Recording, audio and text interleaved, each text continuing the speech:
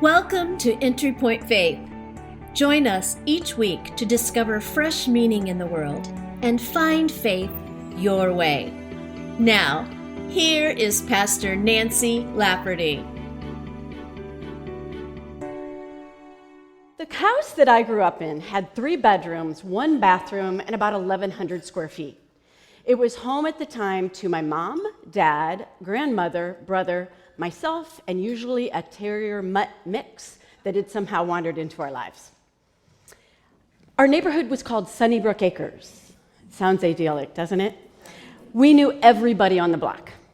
The next door neighbors on the left were the Bettys. They had 5 children.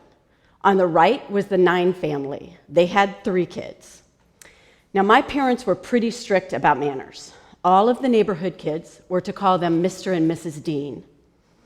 Everyone was required to knock on the door if you were visiting. You were not allowed to just let yourself in. While eating, you had to wear a shirt that covered your shoulders and preferably your arm. My mom negotiated to allow me to wear t-shirts to the table. Your elbows had to be off the table, and your napkin was to be in your lap. Your food was meant to be chewed and not seen, and you were constantly reminded to sit up straight.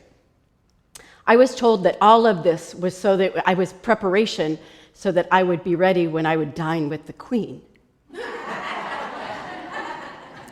Imagine what a disappointment my life has been, never to receive that invitation. One time, one of the Bodeker kids, his name was Timmy, came running into the house without knocking and said, "Mr. and Mrs."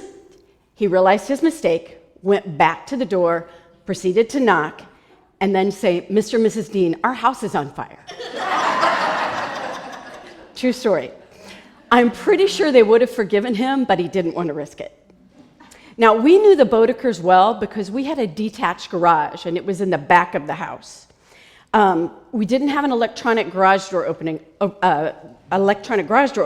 while I was growing up, so we walked to the garage and physically opened up the garage door in order to back the car out. Whenever we left to go anywhere, there would be a good chance we would see one of the Bodekers, either playing in the yard, hanging laundry on the line, or just working in their own garage. So we would always say hello and usually start in a good chat. Only a few people in our neighborhood had fences in their backyard, so I could literally walk out my back door, look both ways to see if anybody was playing outside, run down and meet them and start playing. It was pretty great. We didn't have a back porch or a deck. In the backyard was the trash bin where we burned our trash. Global warming wasn't a thing back then. We contributed to it. We had grapevines that never produced one grape that I remember, but they tended to them. I don't know why. We had a playhouse that was a labor of love from my father. It probably stayed up too long because at one point I started to see mice in there and I would never go in there again. Instead of hanging out in the backyard, we spent a lot of time sitting on what we called the front stoop. There is an actual picture of my house. That's today. It looked a lot different. You can't see it there, but in reality, the stoop was a 3-by-5-foot slab that was the step to the front door, and we would just sit there. Now, thinking about it now, it might have been we sat there because it was too crowded inside with all those people. Sitting on the stoop allowed us to say hi to people passing by. Most of the time, they would walk up to the stoop and chat for a while so we could catch up on the lives of the other families on the block. You can also see our garage door. Now, see that post in the middle of the garage door? Yeah, it was falling down, and my dad just put a 4x4 up there. I'm kind of surprised that was like 40 years ago. Now, don't get me wrong. My own deck and backyard, which is surrounded by a privacy fence, is my happy place. My dogs run around with joy without me being concerned that they will run away. I love looking in the garden in my backyard. I have outdoor furniture that I bought at Macy's on sale, and it's so much more comfortable than sitting on the stoop. I love the convenience of pulling straight into the garage when I have groceries to unload, or especially when it's raining or snowing. But I do feel like I am missing out on connections. I don't know my neighbors nearly as well as I did when I was growing up. Now most garages are attached to our houses, so we drive up to the house, press a button, the garage door opens, We close it behind us and walk straight into our house. Extremely convenient, but we miss out on opportunities to connect with others who live just 50 feet away. Now, funny thing about attached and detached garages.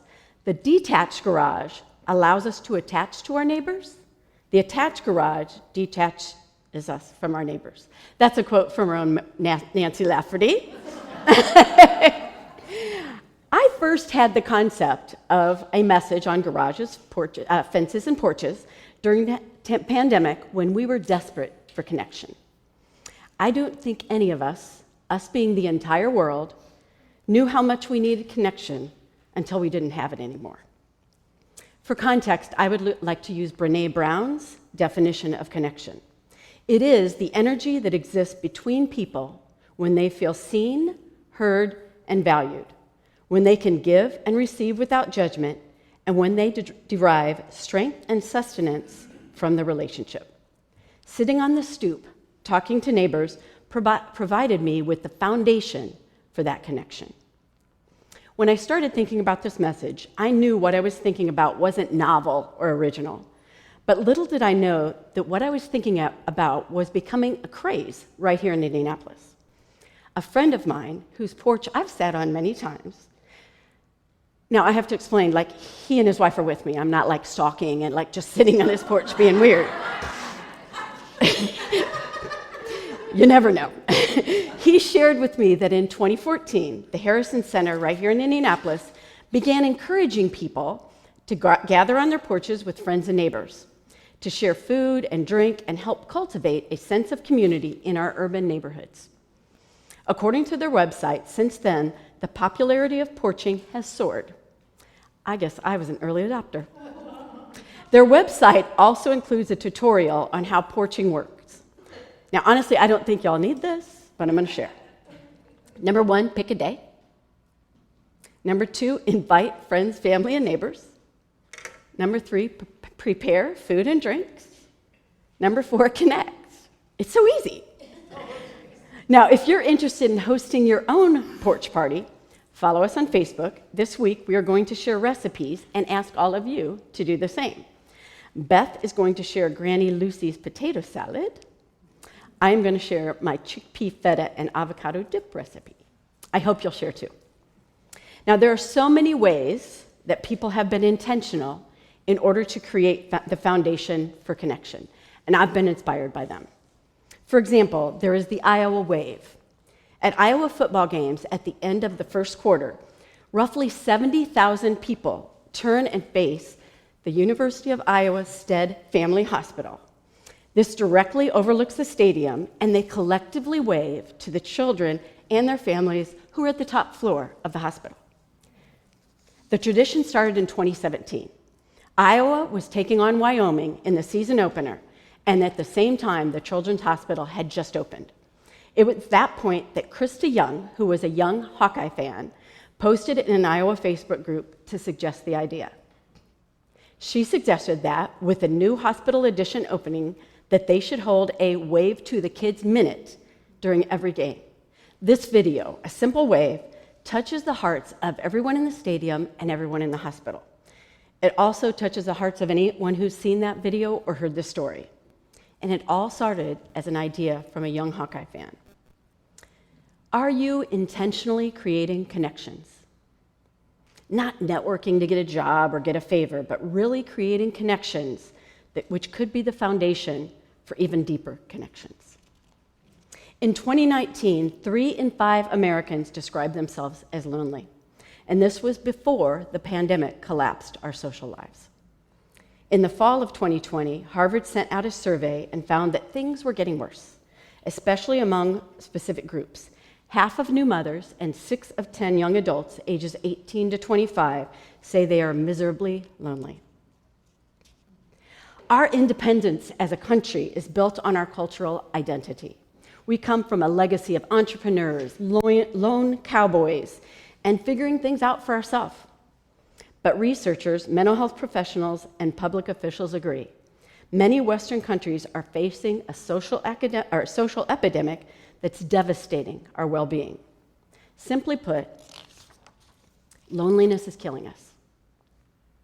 The stress of disconnection contributes to addiction, ADHD, anxiety, depression, heart disease, obesity, and suppressed immune systems, just to name a few. Now, I'm not at all suggesting that away from our stoop cured loneliness in the 1960s. But I do think that being available, going out of our way to say hi despite the physical obstacles of attached garages, fences, and back porches is a start. I was also inspired by Mario, a grandfather attending the graduation of his granddaughter in Colleyville High School in Texas. Mario cheered for each and every single graduate at graduation that year. None of those graduates even heard him, but despite that, he wasn't playing on his phone or distracted in any way. He was listening and cheering for each and every graduate by name. Now, if you know me at all, you know that I love to garden. You may call it an obsession, or you may call it plant None of hoarding, those graduates but even gardening heard is him. something I But love to despite do. that, he wasn't playing on During his the phone or pandemic, I had distracted some in any spare way. time, He so was I put in listening a and new cheering garden for at the each and side every of my graduate by name. house, outside of the fence. Now, if you know me at all, you know Now, that I have love a to gorgeous garden inside You the may fence, call it an obsession, or Nancy, you may I call need it plant humility hoarding, as a subject. but gardening that is we talk something I about love at some to do. point. During the pandemic, I had some spare But time, no one sees so it. I put in a new I also garden gardens at in the the front side of my my house, house, but I live on a outside cul-de-sac of the fence. so only my neighbors see Now, those I have a gardens, gorgeous or garden they see my inside butt the up in the fence. air while I'm weeding. Nancy, I need humility True. as a subject that The we back talk about inside at of my some point. house where I put the new garden is adjacent to a walking But path. no one sees it. So I people also walk by gardens all in the the front time. of my house, but I live on a What totally cul-de-sac, so only what my totally neighbors see surprised those me gardens, or they is the see my number butt of up in the people I air meet while I'm weeding. or see while I'm working in the garden. True. I even the made back a path inside of my through house the where I garden put for the new kids to garden get to is and from adjacent school, to a which is walking about path. 200 steps away. So people walk by all The the time. teenagers are pretty quiet. What totally, and they rarely even glance what at totally me. surprised me, But most people at least is say the hi. number of people I Some meet have questions or or see comments while I'm about working the garden. in the garden. We often I get into even made a conversations path that start through with the gardening gardening and and lead lead to to having to and mutual from friends, school, or which is common about interests. 200 steps away. I even made friends The with a new teenagers neighbor are down pretty the street quiet, who is and they retired rarely even from glance at teaching me. astronomy. But most people at least That led say hi. him to bring his Some telescope have questions or comments down on about the the garden. cul-de-sac one evening. We and often looked get at into the moon and a few conversations that planets, start with gardening which and my lead to having grandson, mutual friends or common Zane, interests. of course, loved. I even made friends with a new neighbor Live down in the harmony street with one another. who is retired from This teaching is the astronomy. advice given to us in That the New led him Testament to in bring Romans, his beginning telescope of verse down on the 16. cul-de-sac one evening. Living and in we looked at harmony the moon means and that we are connected with each other, which my grandson, and we are one step closer Zane, of course, to loved. avoiding loneliness. Live I've in shared harmony all with these one words and another. stories, but what I This really is the want to advice share given is to us in the let's New Testament cheer in for each Romans, other. beginning of verse 16. Let's seek opportunities. Living in to harmony connect. means that we are We connected need to with each remember other, that and need we are for one step connection we had closer during the to avoiding pandemic. loneliness. It's still there. Now, I've shared all these words and stories, but what I really want to share is let's Thanks cheer for each listening other. in on this week's discussion Let's on seek Entry Point opportunities Faith. to connect. You can join the We Entry need to Point remember Faith that community need for in connection person we had every during the Sunday pandemic, at 10:30 a.m. it's still at there. Conner Prairie in Fishers, Indiana. For more information and a transcript of Nancy's messages, visit Entry Point Online.org. You can join the Entry Point Faith community in person every Sunday at 10:30 a.m. at Conner Prairie in Fishers, Indiana. For more information and a transcript of Nancy's messages, visit entrypointonline.org. Entry Point Faith is brought to you in partnership with mypodcast.media.